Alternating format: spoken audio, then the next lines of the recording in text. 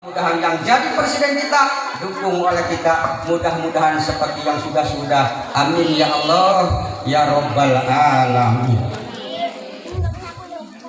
Ini paling Bapak Ibu ya enggak asal serius sekali ya ngajinya ya. Kalau serius-serius sekali ngajinya itu ngantuk. Apalagi bilang Pak Imam tadi udah malam, enggak usah panjang-panjang. Bilang Pak Imam itu, Ibu panjang-panjang kalau nggak masuk semua nggak pena Ibu. Tapi kalau pendek masuk semua pena. Apa Ibu? Nggak usah ngeres-ngeres ngaji. Jadi ini udah larut malam, panjang-panjang juga kalau nggak masuk ya nggak pena. Mending pendek tapi masuk semua, ya insya Allah itu nikmat. Aku paling suka tadi nih anak-anak di sini baca sholawat semua. Sallallahu ala Muhammad. Paling suka. Kenapa? Yang akan menyelamatkan kita belum tentu suami kita, ibu menyelamatkan ibu nanti. Sebaliknya, ibu-ibu belum tentu yang akan menyelamatkan masuk surga itu bapak-bapak. Tapi Kanjeng Nabi Muhammad udah jelas itu akan menyelamatkan kita. Apa kadonya untuk Nabi? Enggak ada apa-apa, cuma harus baca sholawat. Di dalam kita berjanji al jannatu wa na'imu asadu liman yusolli wa yusallim wa yubarik alaihi.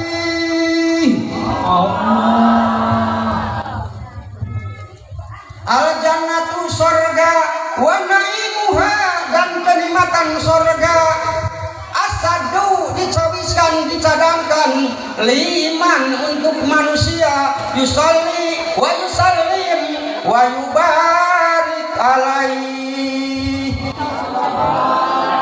untuk orang yang membaca sholawat salam kepada Kanjeng Nabi Muhammad sallallahu alaihi wasallam. Itu baca sholawat, makanya suka kepada anak-anak tadi yang baca sholawat akan menyelamatkan kita. Nabi Muhammad sallallahu alaihi wasallam meninggalkan dunia, apa yang diwajib katanya? Umatku, umatku, umatku. Bukan dirinya dia. Itu Nabi Muhammad yang akan menyelamatkan kita itu. Belum tentu meskipun macam mana pun juga.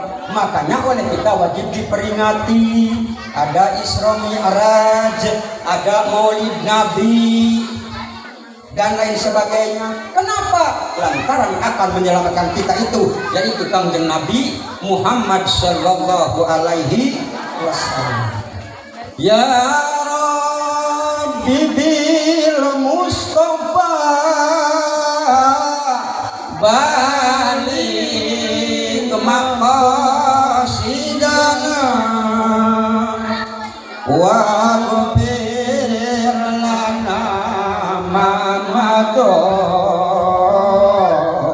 ya wasi'al karami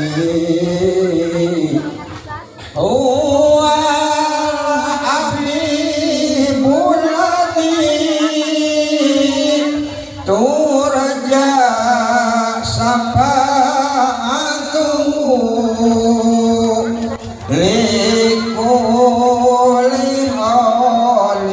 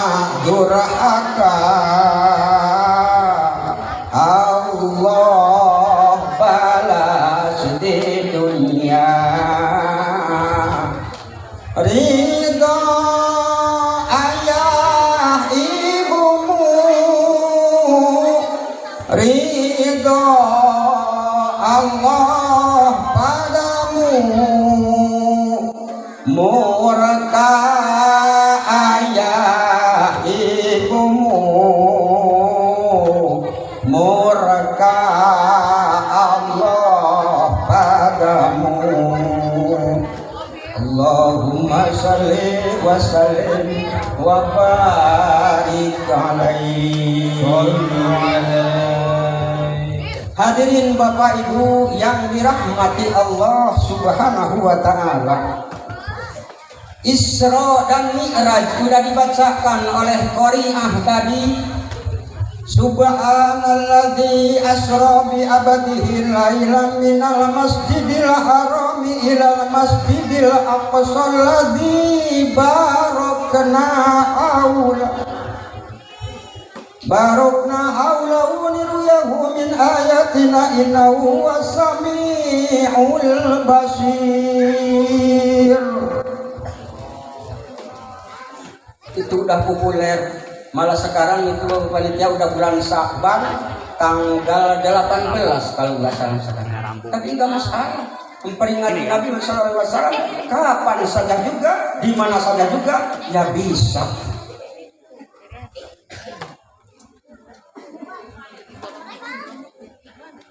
Kenapa harus diperingati Nabi Sallallahu Alaihi Wasallam? Di situ ada kejadian. Allah menciptakan 12 bulan. Di antara 12 bulan itu ada arba'atu hurum. Minha arba'atu hurum. Ada 4 bulan yang dimuliakan oleh Allah Subhanahu wa taala. Mana? Satu di antaranya bulan Rajab. Kenapa bulan Rajab itu dimuliakan oleh Allah Subhanahu wa taala? Di situ ada peristiwa. Peristiwa apa? Peristiwa Isra Mi'raj. Saya enggak muluk-muluk membahas masalah Isra Mi'raj. Dari ustaz-ustaz yang lain juga. Saya bukan ustaz, bukan kiai, orang manusia biasa, dia itu pekerja. Tukang kerja ya kerja, biasa aja. Jadi kalau panitia undang saya itu salam, paling salam undang ustaz. Isra Mi'raj, apa Isra Mi'raj itu? Lantaran ada dimuliakan oleh Allah Subhanahu wa taala di luar Rajab itu ada peristiwa Isra Mi'raj. Siapa yang di Isra Mi'rajkan itu? Kanjeng Nabi Muhammad sallallahu alaihi wasallam. Apa Isra Mi'raj itu? Isra itu kan menurut santri itu berjalan. Kalian si subhanallah asra saro berjalan, dikasih hamzah muta'addi. Kalau santri itu asro, apa artinya itu? Diperjalankan, bukan berjalan. Jadi diperjalankan. Kalau diperjalankan itu bukan jalan sendiri, tapi diperjalankan. Sama siapa? Sama Allah Subhanahu wa ta'ala. Allah kalau udah berkehendak, tidak ada yang mustahil bagi Allah Subhanahu wa ta'ala. Diperjalankan, makanya orang-orang kafir banyak yang gak percaya.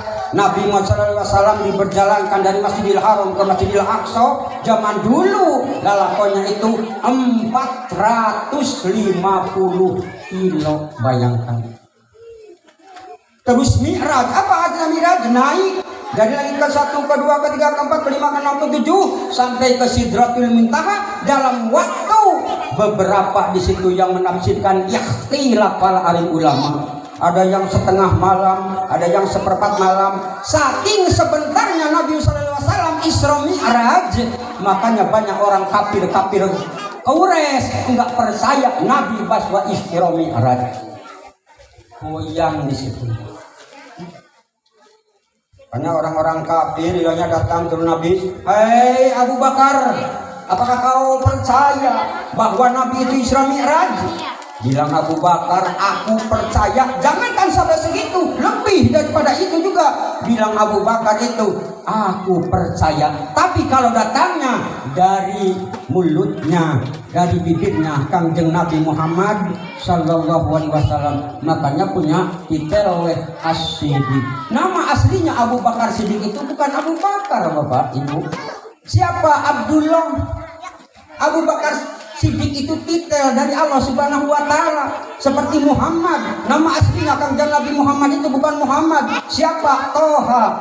Rasulullah salamullah ala Toha Rasulillah. Salatullah salamullah ala Yasin Habibillah. Itu titel. Apa Muhammad itu? Yang terpuji.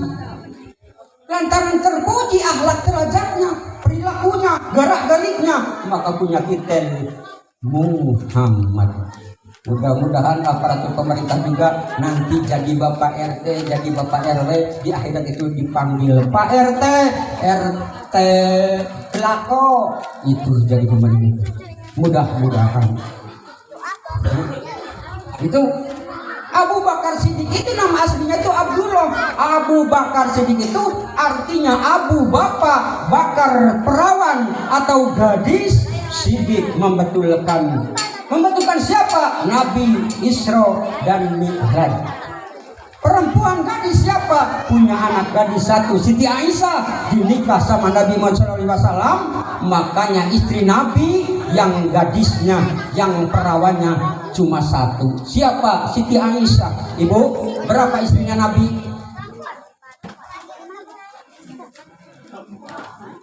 Ibu, berapa istrinya Nabi? Tanya sekarang, ibu, berapa suaminya ibu? Satu, alhamdulillah. Kalau ibu nggak ada yang dua, nggak ada yang tiga. Tapi kalau bapak 1, 2, 3 boleh itu.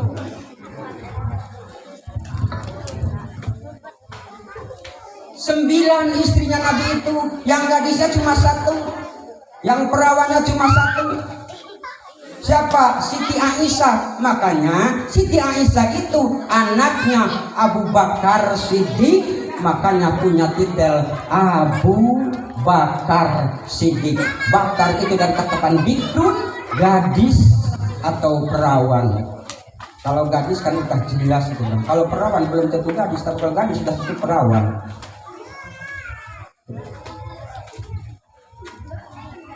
Percaya bilangnya bahwa Nabi Isra Mi'raj bilang Abu Bakar itu. Tapi orang-orang kafir apapun berbaris nggak percaya. Wahai Muhammad, apakah iya kau itu betul bahwa Isra Mi'raj? Betul bilangnya wahai orang kafir. Coba angkat kakimu satu, Mad. Diangkat sama Nabi. Coba angkat dua-duanya, bilang orang kafir kepada Nabi. Ya, kalau diangkat dua-duanya, ya jatuh. Allah yang itu disuruh mengangkat kaki dua-duanya yang kumpulnya cuma 1 jengkal, kodrasi bin cuma 1 jengkal, jatuh nggak becus Muhammad. Bilang orang kafir, apalagi kamu sampai ke langit 1, 2, 3, 4 sampai ke 7, sampai ke Sidratul Muntaha, mana becus? Itu orang kafir itu. Wahai Haka, bilang Nabi, celaka kamu. Oh kalau minal masjid, keluarlah kau dari sini. Tanya kepada Sayyidina Ali. Tanya kepada Sayyidina Ali. Ali, bilang orang kafir, apakah betul Nabi Muhammad SAW itu Isra Mi'raj? Berjalan dari Masjidil Haram ke Masjidil Aqsa, terus dari langit ke 1, 2, 3 sampai ke Sidratul Muntaha. Di mana jawaban Sayyidina Ali? Enggak jawab Bapak itu Sayyidina Ali. Langsung diambil pedangnya, disebratkan kena lehernya, tunggal palanya orang kafir. Makanya di dalam hadis lapata ila Ali wala saifa ila duntikor, tidak ada pemuda yang paling gagah dan berani, hanya Sayyidina Ali, dan tidak ada pedang yang paling ampuh, hanya pedangnya Sayyidina Ali. Pedang apa namanya? Pedang duntikor, ditebaskan kena tembok apa saja juga. Baju kere Amar Amin yang diperang pakai baju kere yang dibikinnya dari baja, ditebas sama pedangnya Sayyidina Ali dari kepala sampai bawahnya itu.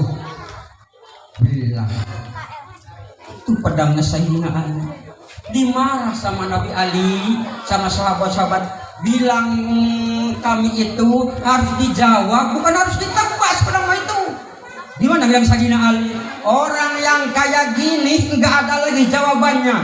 Ditanya oleh Nabi, udah dijawab sama Nabi, keluarnya dari mulut Nabi nggak percaya. Apalagi kalau dijawab sama aku, bilang Sayyidina Ali. Makanya orang yang kayak gini itu balasannya habis pakai pedang ini.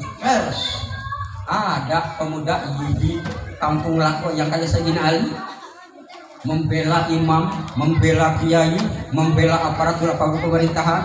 Wah, kalau ada ya Allah. Makanya Sayyidina Ali, hadirin Bapak Ibu, sampai sekarang dipanggilnya itu Ali karramallahu wajhah, enggak radhiyallahu anhu.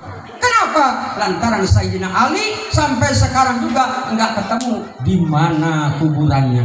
Satu, itu ada yang mengatakan. Kedua, Sayyidina Ali dari mulai kecil sampai besar belum tahu kemaluannya dia sendiri. Tahu ibu kemaluan? Tahu ibu kemaluan? Sayyidina Ali dari mulai kecil sampai besar belum tahu kemaluannya dia sendiri. Kalau kita kalau lagi mandi apalagi gatal gimana? Ya Allah. Sayyidina Ali ya enggak tahu. Makanya lanjutannya itu karramallahu wajhah. Moga memuliakan Allah kepada mukanya Sayyidina Ali. Enggak radhiyallahu anhu. Itu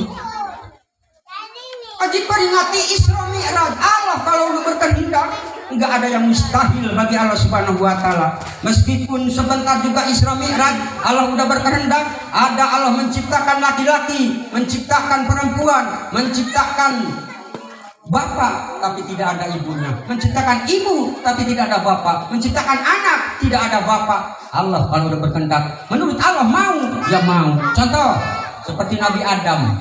Siapa Nabi Adam bapaknya? Gak ada. Siapa Nabi Adam ibunya? Tidak ada ibu.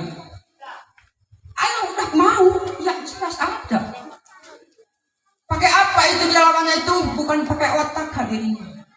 Otak manusia itu tidak mempan lantaran kecil. Harus dibacanya itu dengan keimanan kita kepada Allah Subhanahu wa ta'ala. Ada Siti Hawa, enggak punya bapak, enggak punya ibu, tapi punya bapak sekaligus suami. Siapa? Nabi Adam alaihissalatu wassalam. Ada juga yang punya anak, enggak ada bapak, tapi ada ibu aja. Siapa? Nabi Isa. Siapa Nabi Isa ibunya? Siti Maryam. Ada. Allah kalau udah berkehendak, ya jadi. Siti Maryam segitu sedihnya. Pokoknya ada di sini bilangnya orang kampung Lako, ada orang yang hamil tapi nggak ada bapaknya. Oh aku kayak Siti Maryam. Nggak mungkin. Aku lihat itu kan Siti Maryam. Nggak mungkin ibu. Jangankan kita manusia yang ada di sini, Siti Maryam juga diusir sama bapaknya sama orang tuanya. Siapa orang tuanya Maryam itu?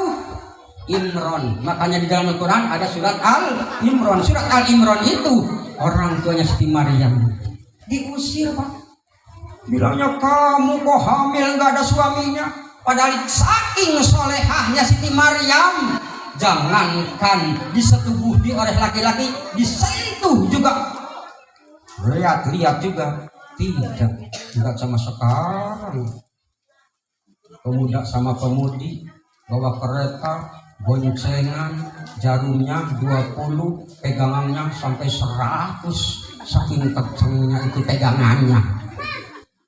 Naik karena jalan yang udah jelek, biar itu sama calon istrinya itu, aduh, bilang ini malah digenjot, udah jalan jelek lagi yang itu. Ada pondok itu. Dikeluarkan Siti Maryam itu sama orang tuanya sama Imron. Wahai Imron, saudara Harun, keluarlah dari rumahku. Bilang bapaknya itu, bapak sama mama itu enggak pernah melakukan yang enggak pernah melakukan ini, enggak pernah. Tapi kamu kok bisa hamil? Hebat siapa? Padahal hamilnya Siti Maryam itu ditiup oleh malaikat Jibril lewat pelet yang sebelah kanan. Hamil. Makanya diusir. Di mana melahirkannya itu ibu Siti Maryam itu? Bukan di rumah, bukan di masjid, bukan di musala, bukan di gubuk, di luar, di bawah pokok korma.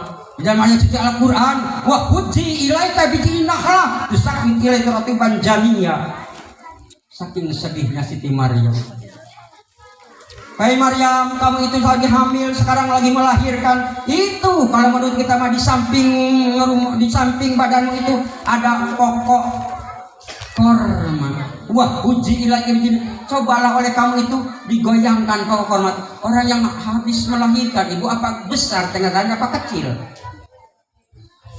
Ibu-ibu kan udah melahirkan. Kalau aku belum pernah melahirkan, kecuali segitu sakitnya. Ini disuruh sama Allah, suruh menggoyangkan pokok korma. Itu sakit ilaiki ratiban janiyya. Ulah digoyangkan oleh kamu, maka akan jatuh semua buahnya yang matang-matang.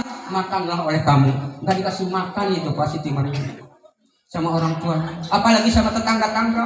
Wahai bilang itu orang yang haram, hamil tanpa bapak, sanalah bikin makanya melahirkan itu. Apa enggak sedih? Coba kalau di kampung kita, malah dimanja-manja. Orang hamil di luar nikah itu malah dipestakan sama orang tuanya, nangkap keyboardnya yang nyanyinya orang yang cewek kayak gitu, yang nampak badannya ukurannya cuma seberapa 50, tapi pakai celananya yang ukuran 30, ya nampak bendal-bendol. Astagfirullahaladzim, hamil itu di luar nikah gitu. Ya. Siti Maryam diusir Pak ya Allah sama orang tuanya, sama tetangga itu, cuma diusap oleh dia itu lantaran lemesnya habis melahirkan, rontok buahnya itu dimakan sama dia, pulang ke rumah udah gendong anak itu, diusir lagi sama orang tuanya, diusir lagi Siti Maryam itu sama orang tuanya. Dan diusir sama orang tuanya, aku nggak bisa ngomong, nggak bisa jawab, dia akan menjawab. Anakku itu bilang Siti Maryam, masa bilangnya orang yang kecil bayi itu bisa ngomong? Langsung dengan izin Allah, bayi yang tadi itu, ini Abdullah, aku itu bilang Siti Isa, bilang Nabi Isa, anaknya Siti Maryam itu kan Nabi Isa. Aku ini hamba Allah yang disuruh oleh Allah Subhanahu wa Ta'ala, disuruh kepada pirang-pirang umatnya harus menegakkan agama, harus melarang mungkar-mungkar. Itu bayi, makanya bayi yang bisa ngomong diantaranya di dunia ini hanya cuma 4. Bayi kita nggak mungkin cuma waik aja kayak gitu. 1, Nabi Isa, anaknya Siti Maryam, bayi yang bisa ngomong itu. Keduanya, anaknya Siti Masitoh, mau dimasukin sama Raja Fir'aun, kena wajan yang segitu besarnya, lagi munggak-bundak airnya itu, lagi mulak-mulak, bilang Raja Fir'aun kan, kamu harus masuk ke kancah yang segitu. Kenapa? Lantaran Siti Masitoh lagi nyisirin anak angkatnya Fir'aun. Fir'aun itu kan gak punya anak. Siapa istrinya Fir'aun, ibu? Siapa yang istrinya Fir'aun, ibu? Kalau di sekolah kan siapa yang bisa jawab? Dikasih duit 2.000. Anak-anak pada mikir semuanya. Di sini nggak mungkin kalau ibu-ibu jawab dikasih duit 2.000. Orang pada kaya kabeh. Istrinya Fir'aun itu Siti Asia. Fir'aunnya orangnya orang kafir. Siti Aisyah, Asia, istrinya istri yang paling solehah, Bapak. Bisa nikah dari situ, bisa. Setiap mau disuguhin itu barangnya Fir'aun itu langsung dikasih entah hidup. Kalau hidup kayak apa anaknya Fir'aun coba. Kalau ibu-ibu kan paling gagah, ibu-ibu bisa menghidupkan dan bisa mematikan. Enggak ada lagi kalau bapak mana bisa bapak menghidupkan dan mematikan. Kalau ibu-ibu kan bisa menghidupkan, bisa mematikan, bisa menghidupkan, bisa mematikan. Itu ibu-ibu. Ampun ibu-ibu itu. Itu pas lagi nyisir rambutnya keduanya itu, Bismillahirrahmanirrahim Fir'aun. Kalau menurut kita, ya Allah, rugi Fir'aun. Dengar anaknya kayak gitu, langsung lapor kepada Fir'aun. Wahai bapakku, bilang anaknya angkatnya itu, bilangnya tadi Siti Masitoh bilangnya nyisir rambut aku, tahu-tahu dia rugi, bilangnya bapak. Dipanggil sama Fir'aun. Sini. Singkat cerita, bla bla bla bla bla. Oh, kamu ini kalau kayak gini harus masuk kena wajan yang segitu besarnya, yang udah berbolak-bolak airnya itu. Nah, satu-satu dari mulai suaminya, anaknya, anak yang digendong di sini bingung. Siti Masitoh itu kasihan kepada anak yang masih diais, masih digendong. Tahu-tahu anaknya itu langsung bisa ngomong, Pak, dengan izin Allah. La tahub wa la tahzan wahai mamaku.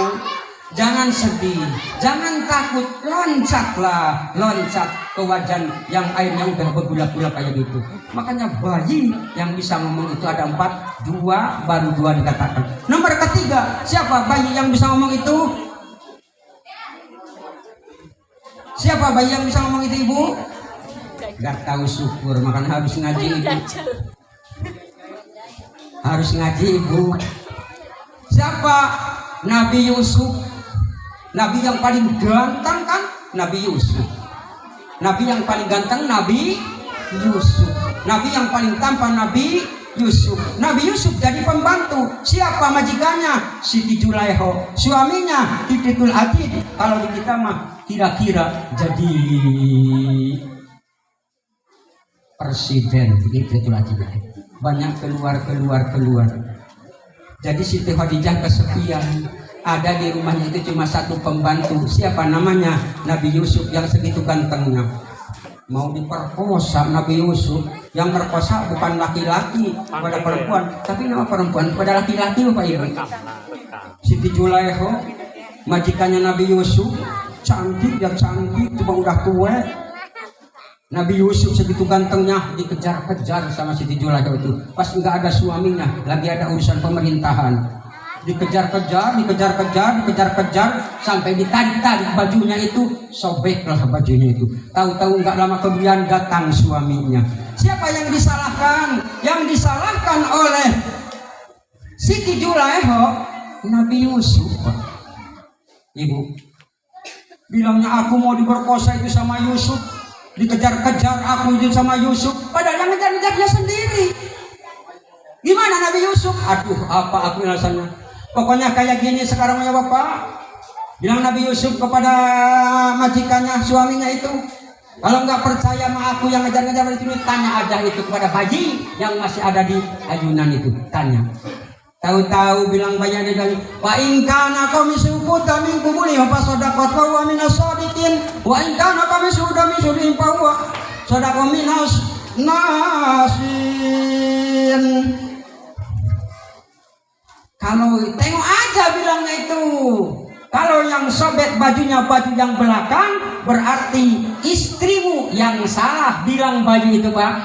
Tapi kalau yang sobeknya baju Yusuf itu yang depan, berarti Nabi Yusuf yang salah. Ditengok sama Titul Adid bahwa yang sobeknya itu bajunya itu yang belakang, berarti istrinya yang salah. Ngejar-ngejar Nabi Yusuf. Itu banyak disaudarakan kayak gitu. Makanya dihukum, malulah pemerintahan itu. Jadi presiden istrinya bilangnya kok wah, bilang warganya bisa kepelet sama majinya sama pembantunya. Mangkel Siti Julaiho itu. Mangkelnya Siti Julaiho langsung aja ngetuk kentengan. Bila mana ada kentengan harus kumpul semuanya warga, harus kumpul semua warga kayak gitu itu. Sama Siti Julaiho dikasih buah satu-satu, dikasih pisau juga satu-satu. Ada di dalam surat Yusuf keterangannya itu. Kasih pisau satu-satu.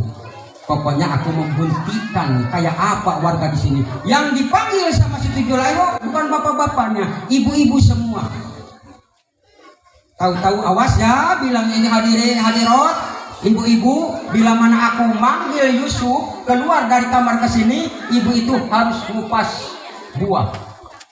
Tahu-tahu ada ukhruj ilaihina, wahai keluarnya Yusuf, keluar, tengokkan mukamu, wajahmu, badanmu kepada ibu-ibu yang di sini. Tahu-tahu ditengok itu ibu-ibunya itu bukan ngupas buah Bapak Ibu.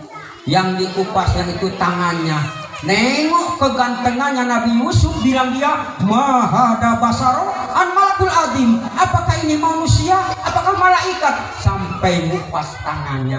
Nengok kepada Nabi Yusuf, saking gantengnya Nabi Yusuf. Enggak ada yang mandiri. Apakah bilangnya Nabi Muhammad gak ganteng? Lain ibu. Gantengnya Nabi Muhammad sama gantengnya Yusuf. Kalau gantengnya Nabi Yusuf bisa meraih birahinya ibu kaum ibu-ibu. Kalau gantengnya Nabi Muhammad tidak bisa meraih. Gantengnya itu lebih pada yang lebih Nabi Muhammad. Tidak ada meraih untuk syahwatnya ibu-ibu kanjeng Nabi Muhammad SAW. Karena kan diterangkan dalam kitab berjanji, anta samsunan anta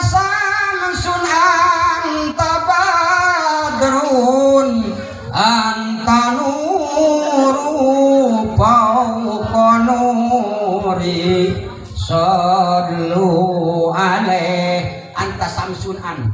Kamu ini Muhammad matahari, Anta sabadrun, kamu ini bulan, malah nuri, di atas nur, di atasnya matahari, di atasnya bulan. Kangjeng Nabi, cahayanya Kangjeng Nabi Muhammad sallallahu alaihi wasallam. Itu cahayanya Nabi.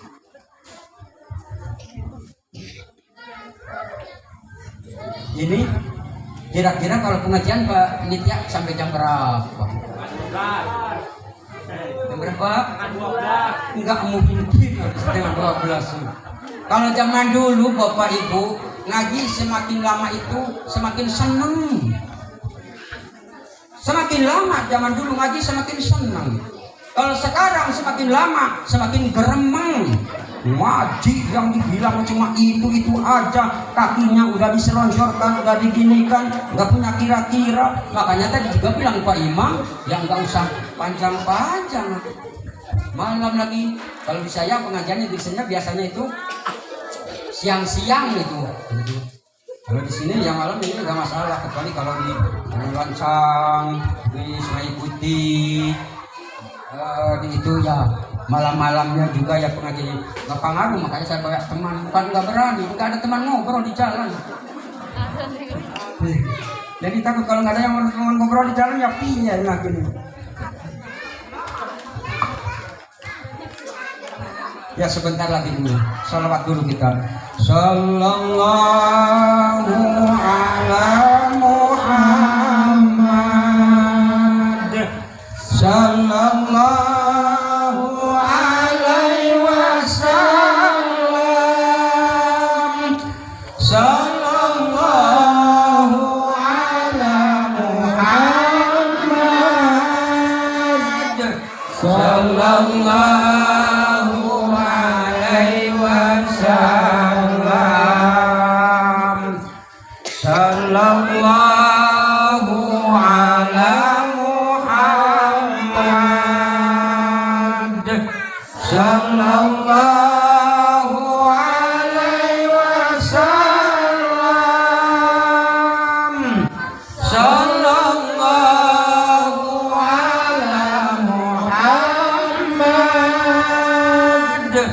Sallallahu alaihi wasallam. Sallallahu ala Muhammad. Sallallahu alaihi wasallam. Sallallahu ala Muhammad. Sallallahu alaihi wasallam. Allahumma sholli wa sallim wa barik alaihi. Baik hadirin ibu bapak yang dirahmati Allah, ahli pengajian yang saya hormati, baru 3 tadi anak yang bisa berbicara, anak bayi itu. Siapa nomor keempatnya? Nomor keempatnya itu Jured, orang ahli beribadah, punya masjid kecil, kerjaannya ibadah namanya. Cuma namanya Jured, gantengnya juga ganteng kali Jured itu. Digoda sama perempuan yang cantik, masuklah ke gubuknya Jured, ke situ pakai pakaian combang cambeng, nampak gunung kembar, pahanya dibuka-buka, menggoda kepada Jured. Tahu-tahu dia Jured digoda, ini aku, peluklah aku. Jured mau Pak, enggak mau. Lantaran dia lawannya bukan otak yang dipakai, tapi imannya. Jured itu semakin tebal. Kalau kita gimana coba? Ya si cantik digoda, semuanya juga kan pikiran kita itu kan yang enggak.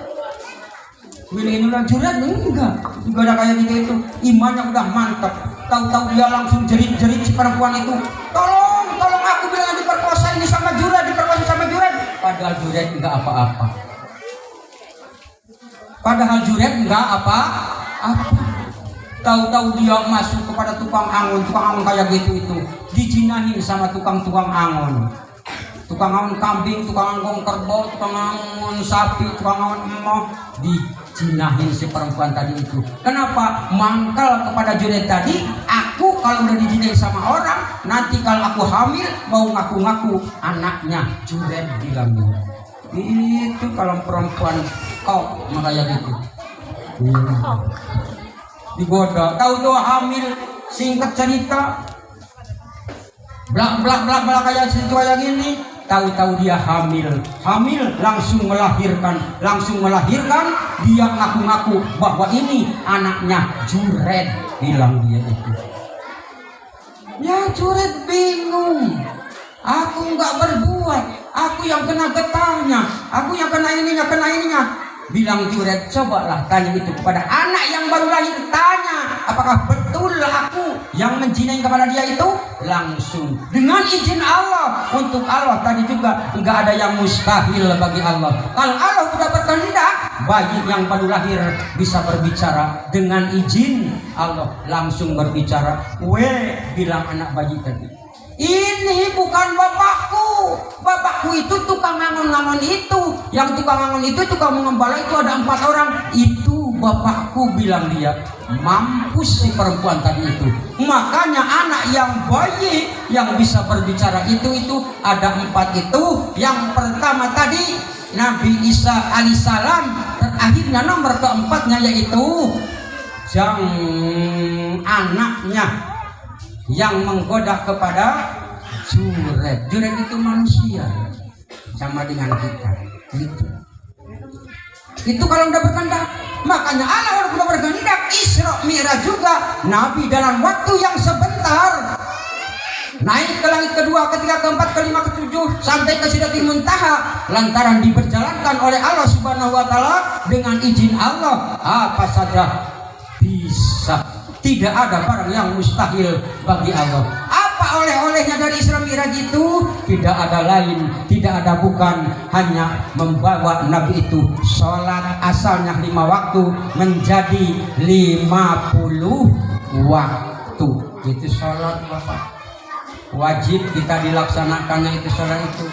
Mau lagi sakit, mau lagi sehat, mau lagi itu ini. Selagi kita masih punya pikiran, punya akal yang sempurna, harus melaksanakan sholat. Aku bilang bapak sama ibu itu punya orang tua, cuma orang tua itu udah pikun. Kadang-kadang ingatannya gini, itu wajib sholat? Enggak ibu. Kenapa? Lantaran pikirannya udah enggak sehat lagi, akalnya, otaknya tidak sehat lagi. Yang harus wajib melaksanakan sholat itu bagi orang yang sehat akalnya, sehat pikirannya, yang mantap hatinya. Kalau udah keliru seperti orang dungu, orang gila, orang edan, enggak wajib itu melaksanakan sholat. Kenapa? Lantaran otaknya udah enggak sempurna. Jadi bila mana kita punya orang tua, Bapak, ibu-ibu punya orang tua, udah tua, tahu-tahu udah pikun, harus dipijahin itu, enggak melaksanakan sholat itu, enggak usah ibu. Yang dipijahin itu pas masih orang tuanya, masih akalnya sehat. Bukan cuma sholat itu harusnya berjamaah Bapak Ibu. La sholatari dari masjidi ila fil masjidi, bilang Nabi. Tidak sempurna orang yang dekat ke masjid, tapi sholatnya tidak di masjid. Tidak sempurna itu sholatnya. Saya bawa itu sebentar lagi, tapi harus pakai alat penyambung. Kalau nggak pakai alat penyambung, matanya itu udah agak belek. Bawa kitab, di dalam kitab Duratun Nasihin dijelaskan kayak gini.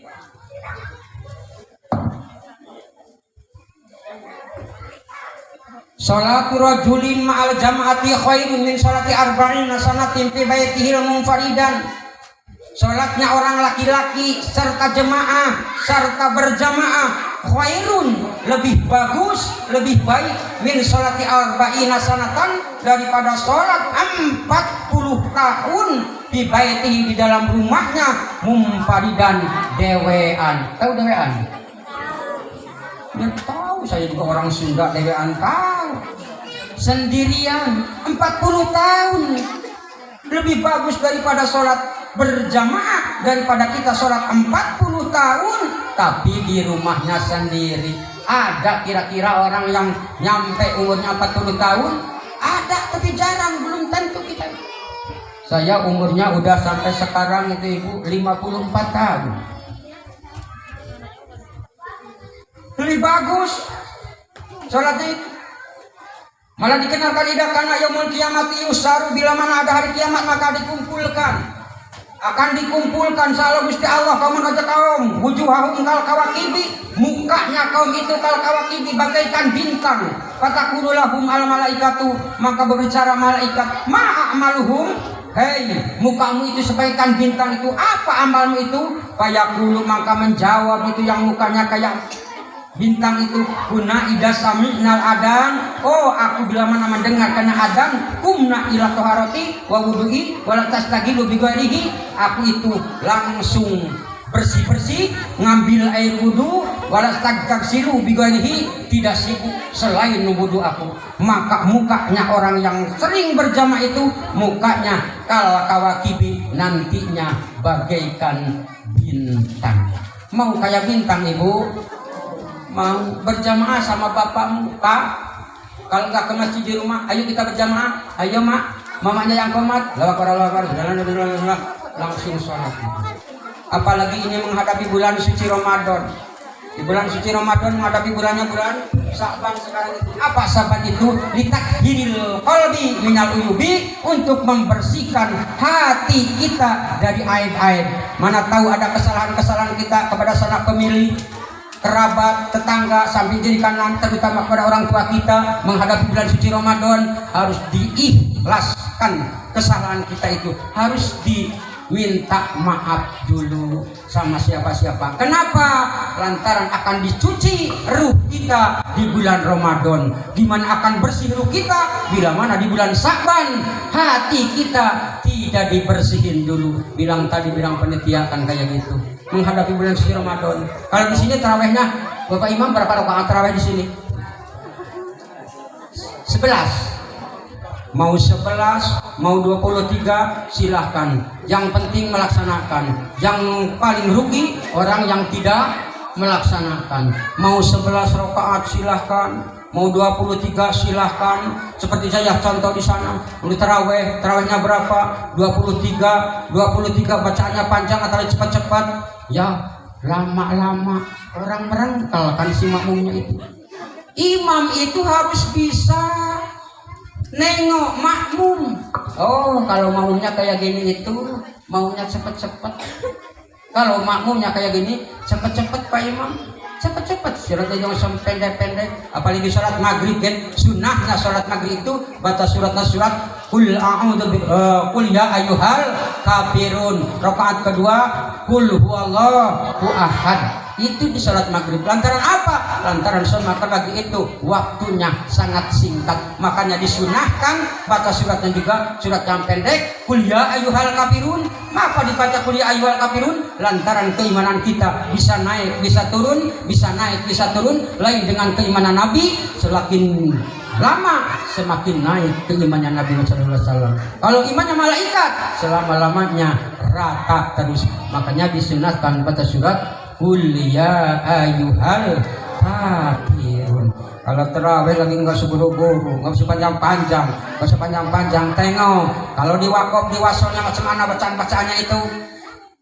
Bismillahirrahmanirrahim. Alhamdulillahirabbil alamin arrahmanirrahim maliki yaumiddin iyyaka na'budu wa iyyaka nasta'in. Ini mah di wasol enggak, di wakaf enggak. Bismillahirrahmanirrahim. Alhamdulillahirabbil alamin arrahmanirrahim maliki yaumiddin. Itu harus ada wakaf dan wasolnya itu menurut ahli tajwid kayak gitu. Hadirin Bapak Ibu yang dirahmati Allah Subhanahu wa taala, lantaran ini udah 1 jam, mungkin kurang sedikit Ya pengajian ambil ajah inti syarinya dari tadi Allah Subhanahu wa taala dengan inti syarinya Isra Mi'raj, ya Allah memperjalankan kepada Nabi itu bukan kehendaknya Nabi tapi diperjalankan oleh Allah Subhanahu wa taala, yaitu bawa oleh-olehnya, yaitu oleh-olehnya itu sholat yang 5 waktu. Jangan lupa kalau sempat Bapak Ibu jamaah, kalau kita kan ahli kerja, kalau enggak nganggur di rumah, dengar suara adzan, enggak menghadirkan adzan itu dosa hukumnya Bapak Ibu. Hayya 'alas shalah. Ini mah dengan adzan kayak itu bukan dijawab. Ya Allah Gusti, barusan aku sholat udah adzan meneh. Jangan sampai kayak gitu kita. Datangi, hadiri berjamaah, al jamaatul rahmah wal furqatu adab. Kalau jamaah itu menjadikan rahmat, tapi kalau sendirian adabun menjadikan siksa. Bukan kurang sono dan kurang apa-apa saya di sini. Kalau mau dibacakan di sini keterangan-keterangannya ada banyak. Ya itu saya juga ya itu tadi Pak. Nengok jalannya tolah-toleh gitu. Itu kalau nggak hujan lagi, kalau hujan ada pekok di jalan juga tapi yang menghadangi. Aduh, kalau ya gitu. Jadi doakanlah. Semuanya saling mendoakan, mudah-mudahan kita memohon kepada Allah menghadapi bulan suci Ramadan ini, kita dikasih kekuatan iman dan Islam, dijauhkan dari halangan rintangan godaan, mudah-mudahan kita melaksanakan ibadah Ramadan, mudah-mudahan diterima oleh Allah Subhanahu wa taala. Amin ya rabbal alamin. Sebelum diakhiri, saya akan format dulu. Di sana itu sebetulnya saya itu lagi merintis Bapak Ibu. Merintis pondok pesantren Al-Islam namanya. Udah 1 tahun sampai sekarang berjalan. Insya tahun yang besoknya akan datang yaitu ketua yayasannya Pak Nastain, sekaligus dia kepala, sekaligus dia itu jadi ketuanya gitu, ketua yayasannya. Kalau jadikan pengasuh-pengasuhnya insya Allah saya sendiri. Insya Allah kalau ada bapak yang minat ke sana, kalau mau daftar dari sekarang juga udah diterima, ada petugasnya seperti Mas Ripo, Mas Farihin, Mas Muhdi. Kalau saya nggak cuma aja, insya Allah kita itu memasukkan kepada anak pondok pesantren itu, Bapak Ibu saya ngasih tahu, zaman sekarang itu udah banyak khilafah. Banyak orang bilangnya pondok pesantren, tapi nggak dites dengan pondok pesantrennya. Belum tentu biar pondok pesantren itu yang macam mana. Tengok pondok pesantren yang ada ke NU-annya. Insya Allah yang akan dirintis oleh saya dari bawah, baca kitabnya, kitab untuk alatnya, kitab Jurumiyah, Sorobbina untuk fikihnya, biar bisa ibadah Safinatun Najah, Tijan, itu insya Allah akan dibacakan oleh saya sendiri itu. Tapi kalau masalah pengurusnya itu, daftar itu banyak anak-anak yang muda gitu. Jadi kalau minat Bapak Ibu dari sini dan masukkan di situ, gedungnya udah ada 4 ruangan sekarang, tinggal nyambung ke lantai 2 ke 3, lantaran di situ udah kokoh sampai lantai 6 juga bilangnya itu masih kuat. Orang besinya juga segitu besar-besar. Jadi sekarang udah siap 4 lantai di situ. Kalau ada minat, jadi anak-anak Bapak Ibu ya ke situ. Ya ke situ. Kalau masalah biayanya saya juga kurang paham. Mungkin itu anak-anak muda sekarang kan banyak yang dari kuliahan, dari sekolah, dari pondok pesantren udah pada canggih-canggih ini. Cuma saya yang akan megang, yaitu amanah guru saya, jangan lepas dari kitab fikihnya biar tahu ibadah Safinatun Najah yang jadi pondasinya sama alatnya, biar bisa baca kitab gundul, kitab yang kuning-kuning kayak gini itu ada, yaitu alatnya itu kitabnya kitab Jurumiyah dan Sarafina. Ya mungkin itu aja, mungkin hadirin Bapak Ibu. Bilang saya juga tadi, dan mungkin kalau ada perkataan saya kurang pas, gak pas, kurang ini, mungkin ini Bapak Panitia itu salah undang ustaz. Siapa mau orang yang saya ini?